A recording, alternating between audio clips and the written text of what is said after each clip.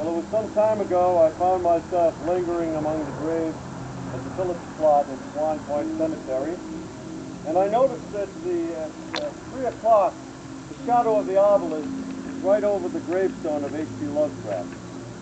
So I found myself composing, which I suppose is infinitely preferable to decomposing, and I came up with this verse. In shadow cast by obelisk, bearing cross and crown, lies the caller of Cephalus, an author of renown. Those nightmare tales he wove for us perpetuate his fame. So here we gather to behold that stone which bears his name. It wasn't while he walked this earth he knew such grand acclaim. The efforts of a worthy few blew embers into flame. We owe a debt to HPL. His losses are our gain. And after we depart this sight, his ethics shall remain. His hold on life relinquisheth, he sleeps as we all must. A valiant soul extinguisheth, consigned to grave and dust.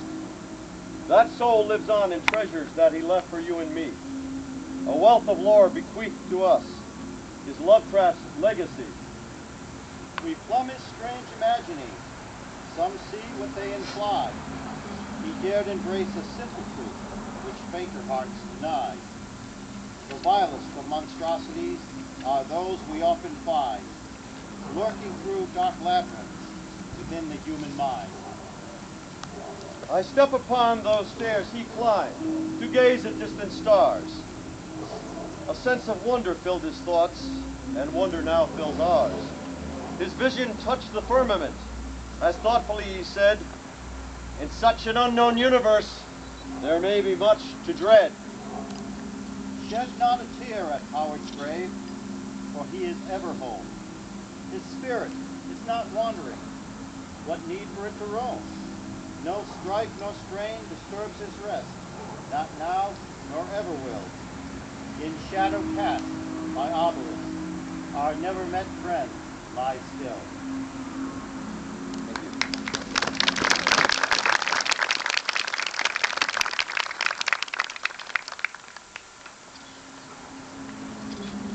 And now Carl will continue with Toast to Brown Jenkins. Put my glasses away too soon. Brown Jenkins. The character Brown Jenkins is grotesque, which is familiar from the H.P. Lovecraft story, Dreams in the Witch House. Brown Jenkins is a loathsome creature, a spawn of conjure, a disgrace, with one distinctive fearsome feature, this rat who bears a human face. Brown Jenkins, with your tail reptilious, and your fang-strewn leering grin. One look at you can make me bilious. Your existence is a sin. You cannot be God's creation, neither rodent nor a man. Filthy little aberration, leaving handprints where you ran. Still, Brown Jenkins, we salute you for the nightmares you inspire, though most would prefer to shoot you and toss your carcass in the fire. Thank you.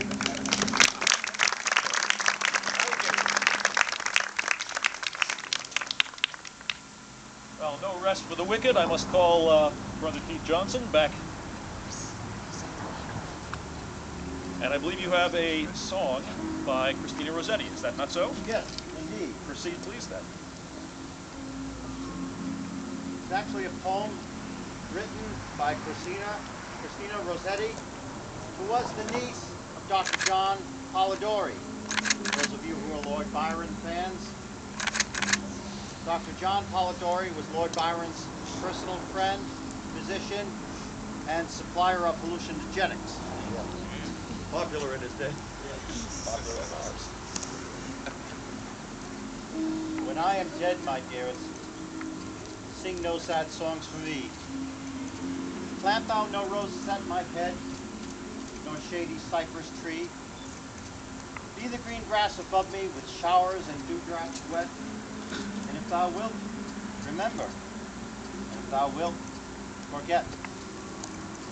I shall not see the shadows. I shall not feel the rain.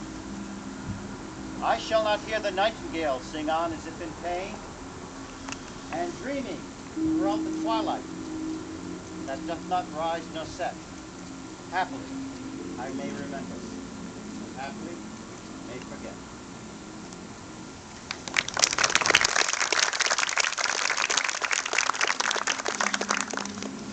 And now, Miss Riley Black will recite Will You Answer, written by our own Carl Johnson.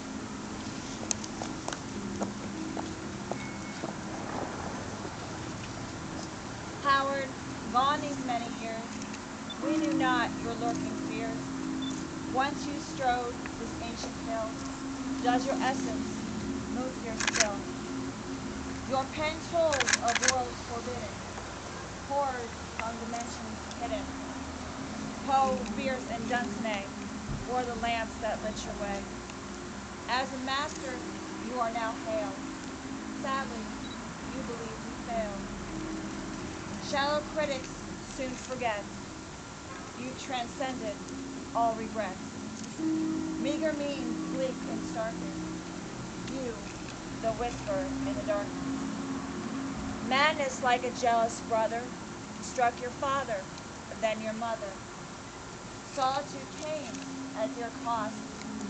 Love you found, and love you lost. Self-contained within your city, you disdained our latent pity. Come what storm Fortuna hurl, still your flag of hope unfurl. Poet soul and lords of fright, should we meet in dreams free flight? Carry me through sable skies, and set me where your body lies. Freed are you from life's brief toil, sheltered by that cooling soil. If I call with bursts and rhyme, will you answer one last time?